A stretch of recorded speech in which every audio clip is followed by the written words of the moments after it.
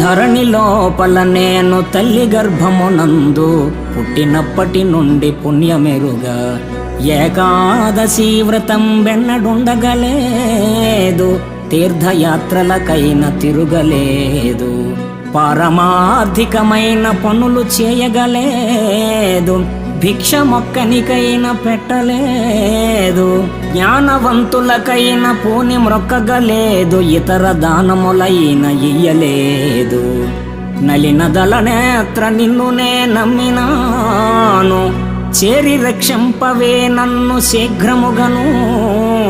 భూషణ వికాస శ్రీధర్మపుర నివాస, దుష్ట సంహార నరసింహ దురిత దూర.